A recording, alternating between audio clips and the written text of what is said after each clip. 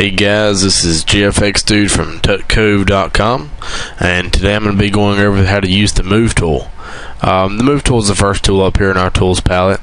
Go ahead and click on it if you haven't already, and you'll see I can come down here and click on my layer 1 item and just drag it wherever I want to put it. That's pretty much what the Move tool is used for. There's not much to it, but there are a couple key features that some people neglect to use because they just don't know they're there. So what I'm going to do is I'm going to show you how to take this circle and snap it to the center of the background, so it's right in the middle and it's aligned how it needs to be. You can align it to the left, to the top, to the bottom, to the right, center. There's multiple different alignment options with the Move tool. So first of all, any of my tools over here, if you'll watch up top, anytime I click another tool, its options change, and some people don't even know they're there.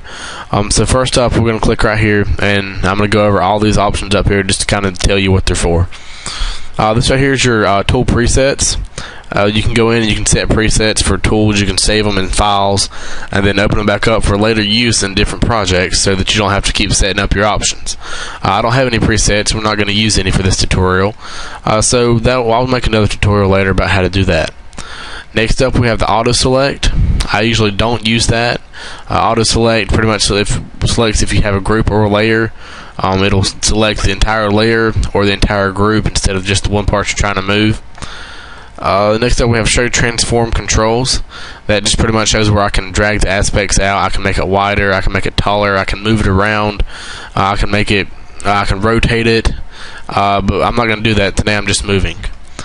Now this right here is the options I was talking about. You can see these 1, 2, 3, 6 options right here and 6 more over here.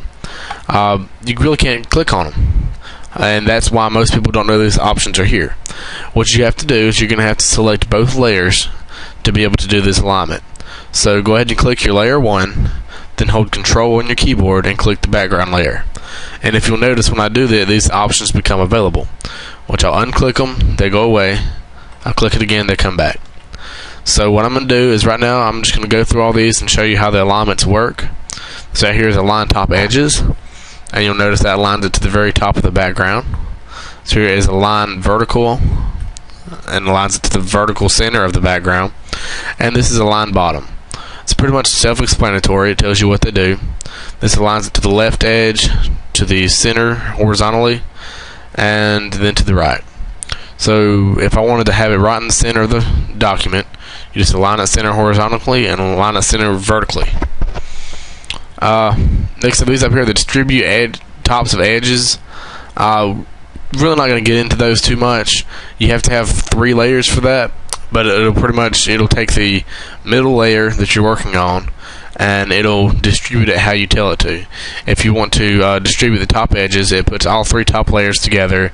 The vertical centers, it pretty much does the same thing with just 3 layers. And lastly, over here, our auto align layers feature.